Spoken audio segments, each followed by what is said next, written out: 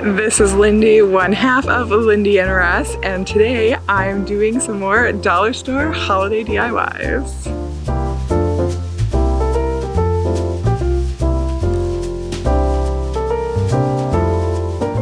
So you guys know by now that I love taking dollar store items and making them look amazing. Today I'm sharing 6, I would say high-end looking Christmas dollar store DIY decor items. I hope you guys are gonna like them. I'm really excited to share these with you. So let's just jump right into the video. This project involves some glittery trees that I found at the dollar store. I love the shape and size of these tabletop trees, but I did not like the color or the amount of glitter and beads stuck to them.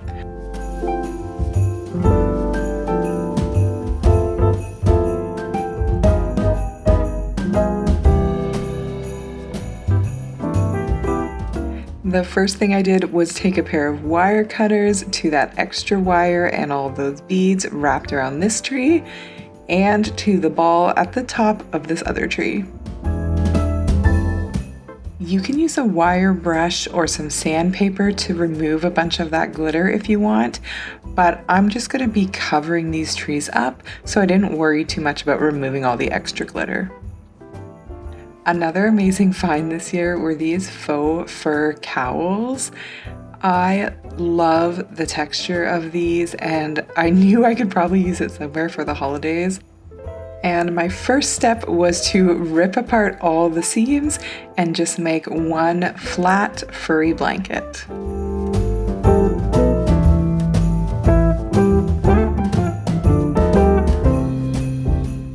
Once I had it all cut open, my idea was to wrap my Christmas trees in this faux fur to give it a really warm luxe holiday look. I started by lining up the tree with one of the corners to make sure that the fur would wrap all the way around the tree. Then I grabbed some Fabri-Tac, which is a glue that is always in my crafts stash because it glues fabrics really, really well. And I just glued one side of the tree and folded it onto itself. Then I cut off some of the excess fabric from the bottom of the fir tree and tucked the fur in, gluing some of the edges so that it would all stay in place. Then I did the same process with the smaller tree so that I would have a nice matching tabletop set.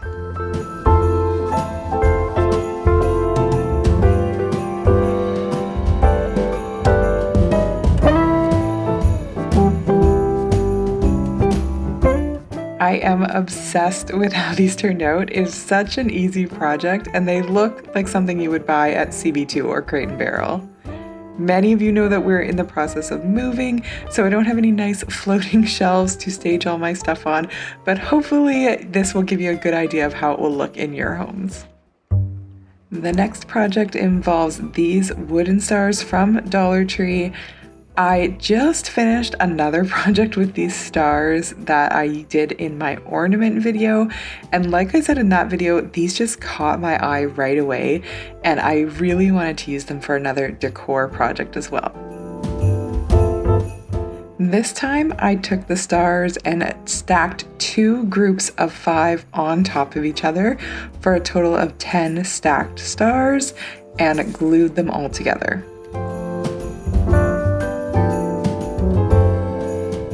Make sure to wipe away any wood glue that might have squeezed out while you were forming the stars.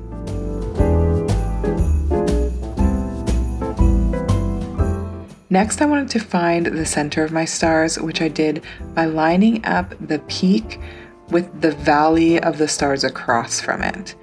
I did that in a couple different spots, and then where the lines intersected, I knew was the center of my star. I wanted to make these into little candle holders, so I grabbed a Fastener bit that was about the size of the base of a candle and very carefully drilled down into the center of the stars to create a hole that the candle could sit in. And then because these were meant to be ornaments, they did have little holes on each star. So I used some natural colored wood putty to fill in all the holes on the front and the back of the star.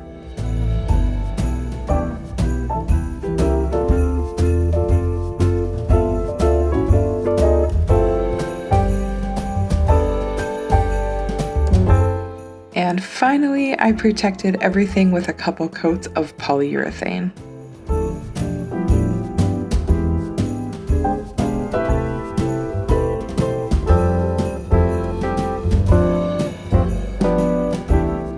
And here's how they look with the candlesticks in them. I think they look amazing. They're beautiful candles just for a sideboard or for a centerpiece at Christmas dinner. Really, really happy with how these turned out.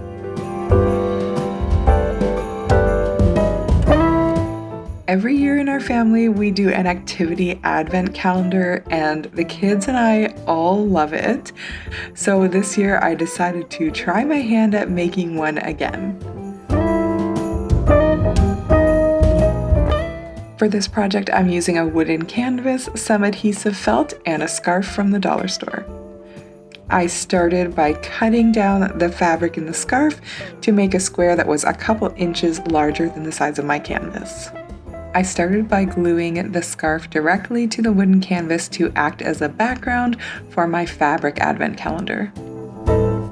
Next, I wanted to use the adhesive felt to create the pockets for the advent calendar, and I started this by cutting the felt down into 4 equal 2-inch wide strips.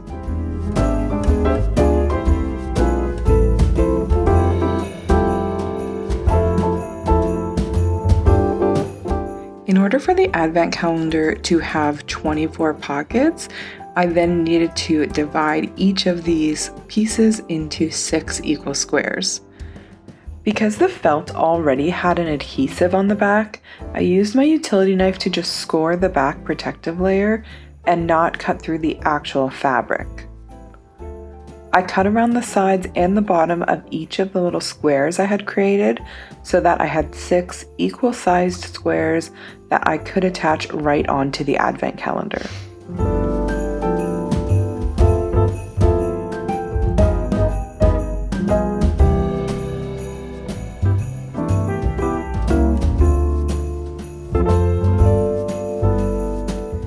I lined up the first strip with the bottom of my board and made sure to press all of the little adhesive areas so that it was stuck down nice. And then I stuck down all the other 3 layers with about 1 inch of material between the pockets.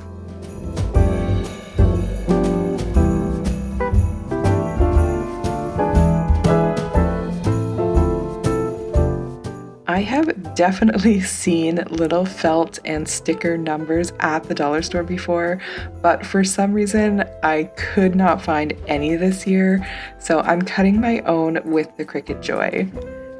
If you don't have a Cricut Joy, I'm going to link it in the description below. Highly recommend it. It would make an amazing Christmas gift because it's a small, portable little cutting machine.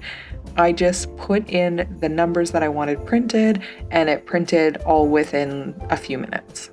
And the vinyl I used was from the dollar store, so this still is a dollar store project. Then I just stuck the numbers to the bottom corner of each of my pockets.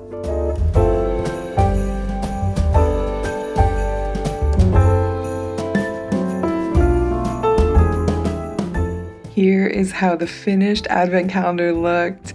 I used some dollar store tags to write down all of our activities and added some pictures to some of the top corners to make it a little bit more festive and fun.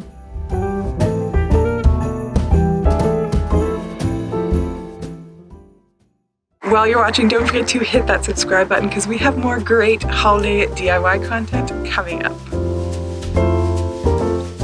The next project involves these little wooden rectangles. They come in a pack of 4 and they come in a couple different sizes, both of which I'm going to use in this video. I wanted to make some little modern trees, but to start I had to cut the base down to a smaller size so that the proportions would look right. For these pieces, I wanted to make my base 4 inches wide, so I used a utility knife to score my wood at the 4-inch mark, and then I gently snapped the 2 pieces apart. There was a tiny bit of wood that needed to be sanded down, and then it was ready for glue.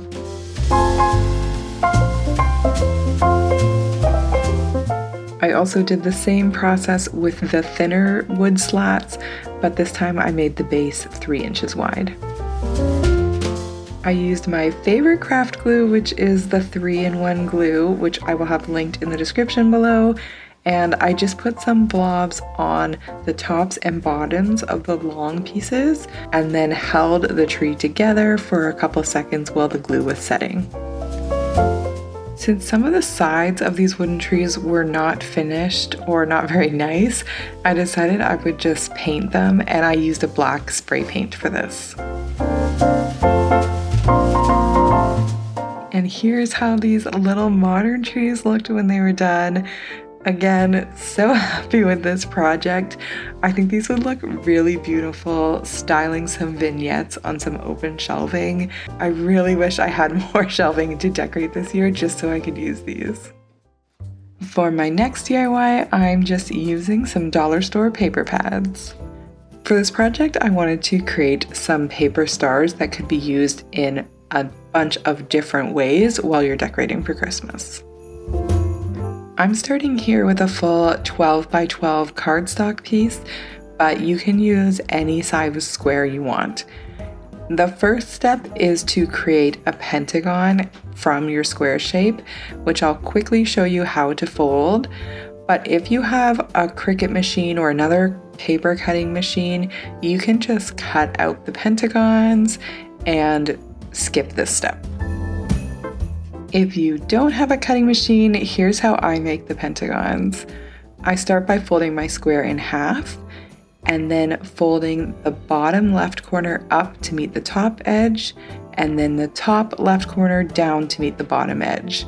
When you unfold this, it will create a little X, and the center of the X is what you need for the next step.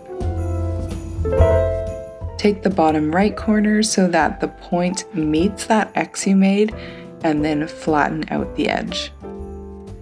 Now you're going to fold that piece in half so that these 2 edges meet. When I make this with my kids, I tell them we're making the ice cream cone. And then you're going to fold the other side so it meets the edge in the middle.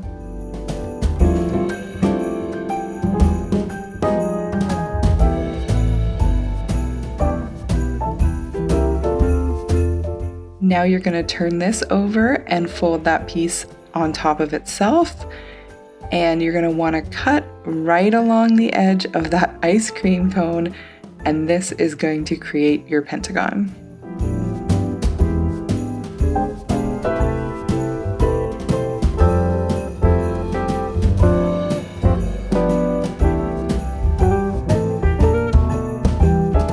Now that you have that pentagon done, it's time to fold this into a star.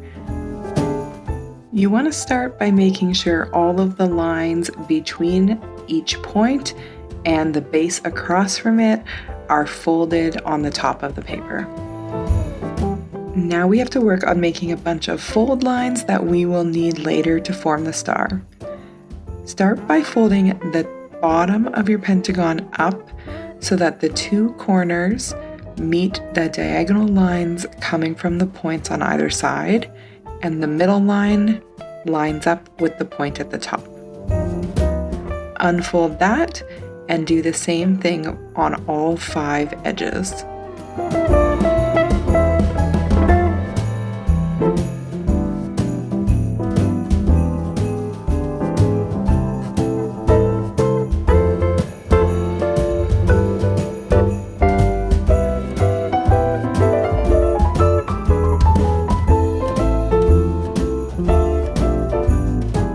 Once you're done all 5 sides, you're going to use those same fold lines again for the next part. Fold over the side piece, hold it at the top, and then fold the bottom piece over top of it. This will create a new fold line on the inside, and that's the fold that we're trying to create. Then you'll unfold everything and do that again on the next side, folding over and then folding up. Do this until all 5 sides of your pentagon are folded.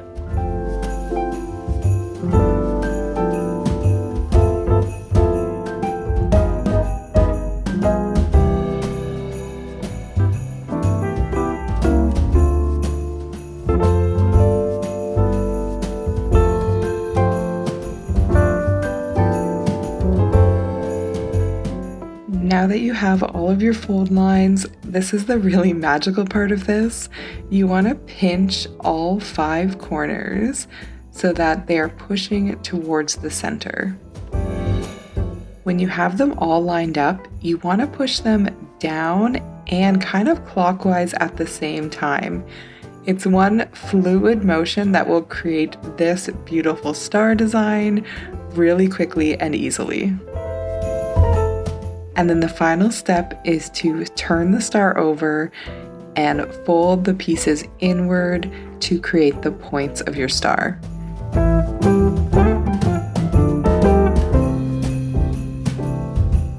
The last fold is a little bit trickier to get at, but once you have that last piece folded, it should all hold itself in place.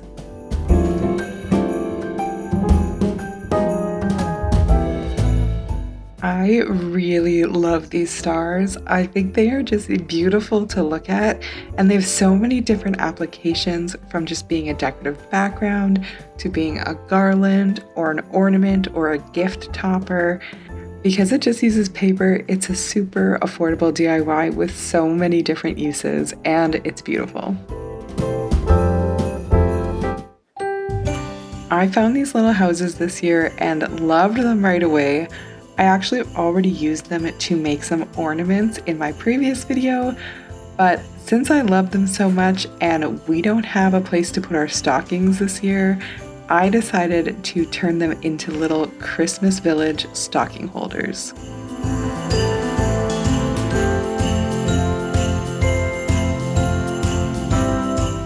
Once I had a few of them assembled, I took them apart again to spray paint everything white, and I also removed the bottom panels because I'm not going to need them for these projects. They took 2 or 3 coats of paint on each side for it to be fully covered, and once the pieces were dry, I used some wood glue to attach them all. Here's how the houses look as a little Christmas village. Because they don't have bottoms, I did put some little tea lights under there, and I think they look amazing, but I wanted to take this DIY one step further. I found these little stocking hangers, which if they fit around your mantle or wherever you're hanging your stockings, they are really nice because they're already nicely balanced, so you don't have to add any weight or anything for them to be able to sit and hold your stocking. The color didn't match the rest of our decor this year, so I gave them a quick coat of spray paint. And then here's the really magical part. These little houses without the bottoms still have little slots at the bottom, and these stocking hangers slide into those slots perfectly. I absolutely love how these look. It's a little village of stocking hangers. It's so cute.